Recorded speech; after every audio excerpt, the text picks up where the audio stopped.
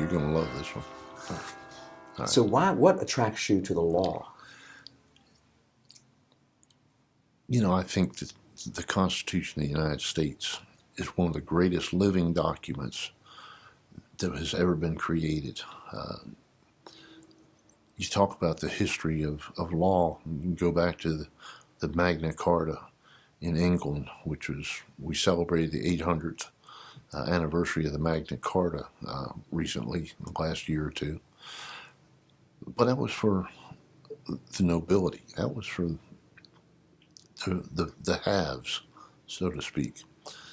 The Constitution of the United States, drafted in 1776 through 1783, is a living document that's still alive today, that applies to every citizen. And what really gets me interested in the law is watching how it has been modified to the citizen's detriment over the years through police overzealousy, through the government's crying about how it needs to lessen the protections of the Constitution in order to carry out their goals, to watch how the Fourth Amendment rights and the Fifth Amendment rights, the rights against search and seizure, the rights against self-incrimination, the Sixth Amendment, the right to have an attorney represent you, to watch how those have been attacked by the government over the years, to where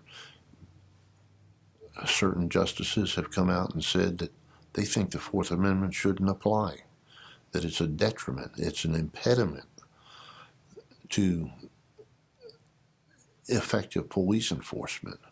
And you have to understand that the Fourth Amendment in particular says that the right of the people to be free from unwarranted and unreasonable searches and seizures means that you should have an expectation of privacy. Those are key words that we use, technical language.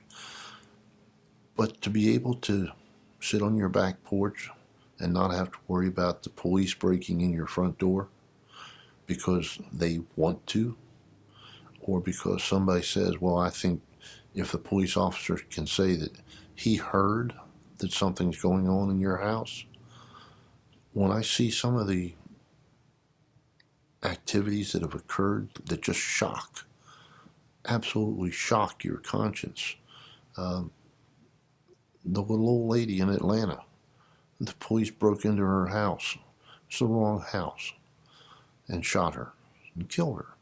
It was a horrible, tragic accident, but it doesn't bring her back to life, and it doesn't do anything for her family.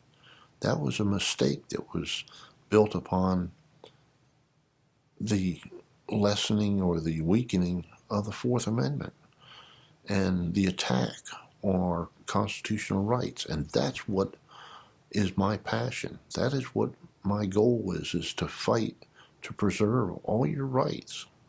And that's what the government doesn't want to have happen. And when the government eats its own protections up, remember that the Constitution is not for the government.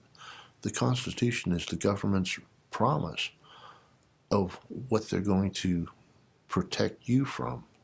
And now they're taking it back. And that's not right.